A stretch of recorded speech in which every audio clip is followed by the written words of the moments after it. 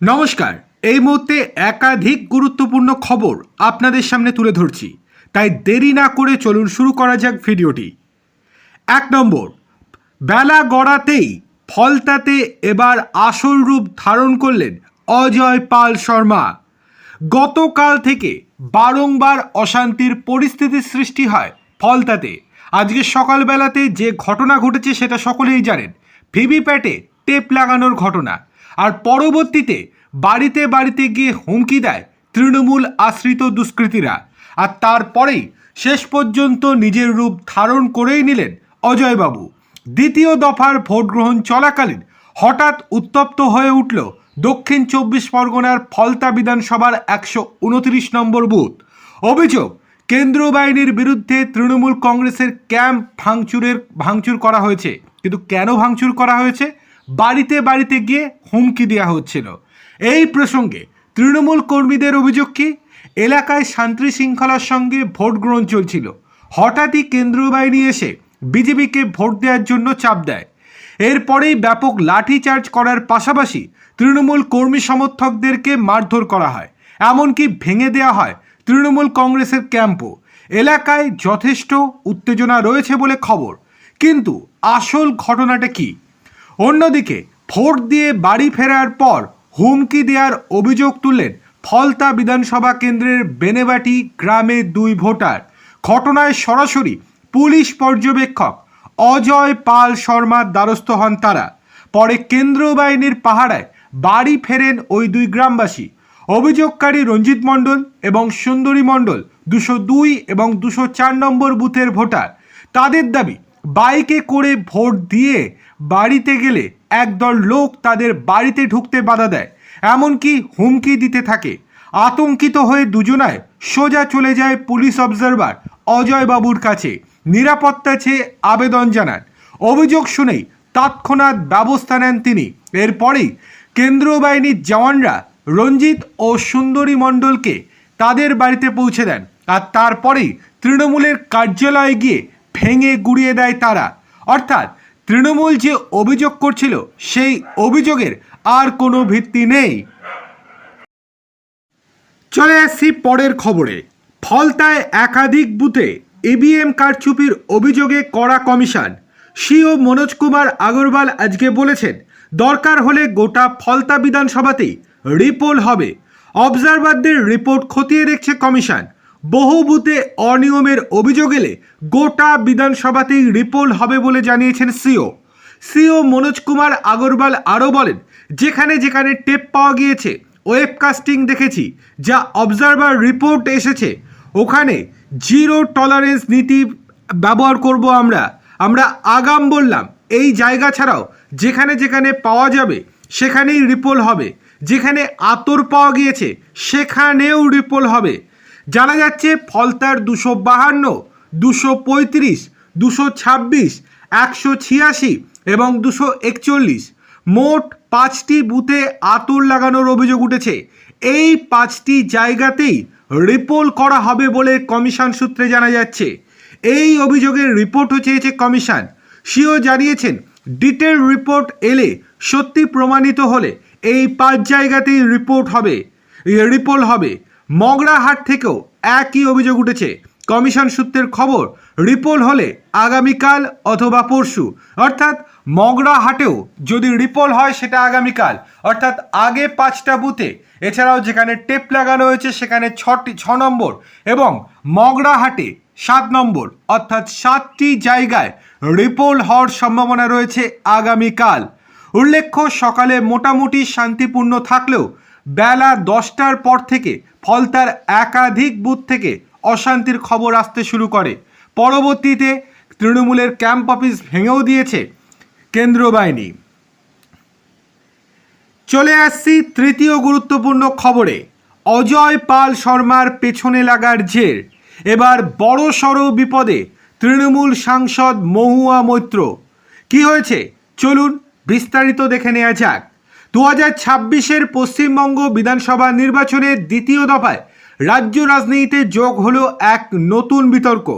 তৃণমূল সাংসদ মহুয়া মৈত্রর বিরুদ্ধে দিল্লির মন্দির মার্গ সাইবার পুলিশ স্টেশনে দায়ের হলো একটি লিখিত এফআইআর। যার মূলে রয়েছে একটি কথিত ফেক এআই জেনারেটেড ভিডিও, যা নিয়ে এখন উত্তাল রাজনৈতিক মহল। নির্বাচন কমিশনের উদ্দেশ্যে উত্তরপ্রদেশ ক্যাডারের আইপিএস অফিসার তথা এনকাউন্টার স্পেশালিস্ট অজয় পাল শর্মা বর্তমানে দক্ষিণ 24 পরগনার ফলতা বিধানসভা কেন্দ্রে পুলিশ পর্যবেক্ষক হিসেবে নিযুক্ত রয়েছেন। সম্প্রতি একটি ভিডিও ভাইরাল হয়, যেখানে এই পুলিশ অফিসারকে তৃণমূল নেতা জাহাঙ্গীর খান ও অন্যদের হুঁশিয়ারি দিতে শোনা যায়। তিনি বলেন, ভোট প্রক্রিয়ায় কোনো বিঘ্ন ঘটালে কঠোর ব্যবস্থা নেওয়া হবে। এর পাল্টা হিসেবে মহুয়া মৈত্র মঙ্গলবার এক্স হ্যান্ডেলে একটি ভিডিও শেয়ার করেন। সেখানে একজন ব্যক্তিকে নাইট ক্লাবে নাচতে দেখা যায়।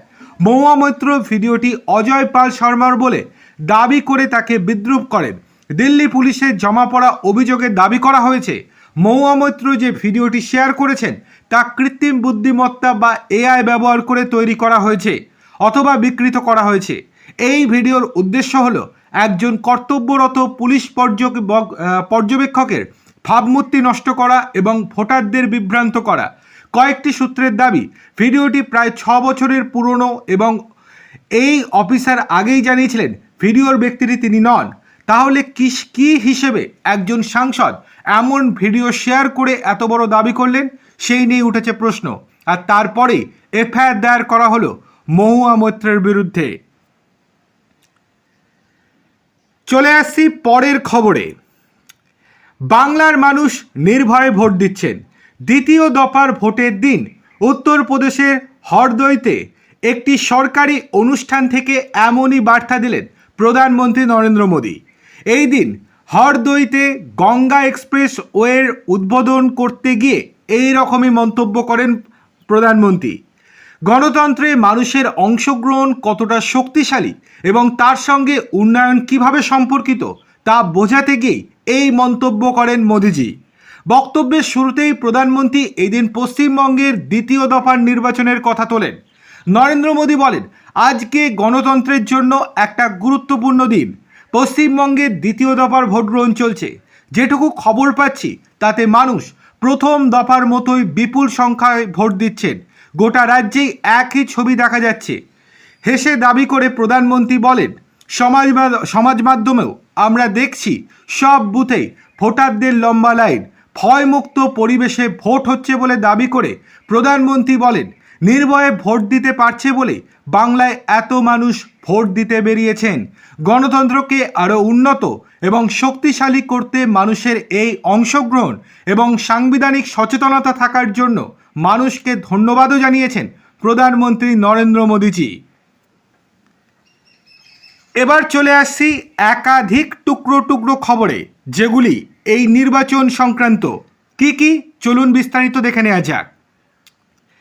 ভবানীপুরে একাধিক ওয়ার্ডে পুলিশ ও কেন্দ্রীয় বাহিনীর অতি সক্রিয়তার অভিযোগ তুলে সরব হয়েছিলেন বিদায়ী সিএম মমতা বন্দ্যোপাধ্যায়।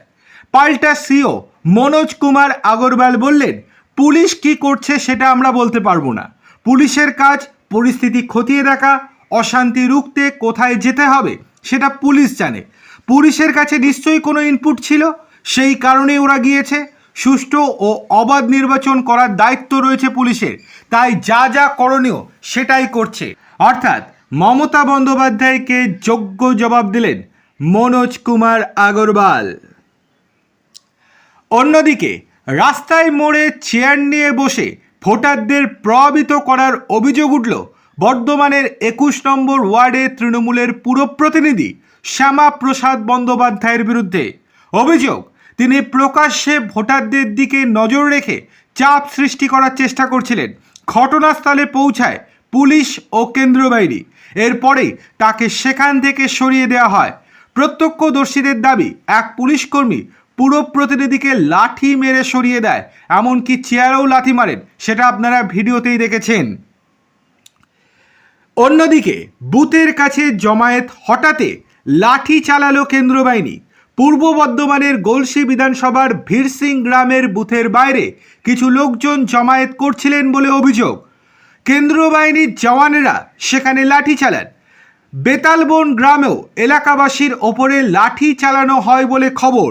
গ্রামের 3 মাথা মোড়ে বসে থাকা সাধারণ বাসিন্দাদের ওপর লাঠি চালিয়েছে বলে অভিযোগ করে তৃণমূল।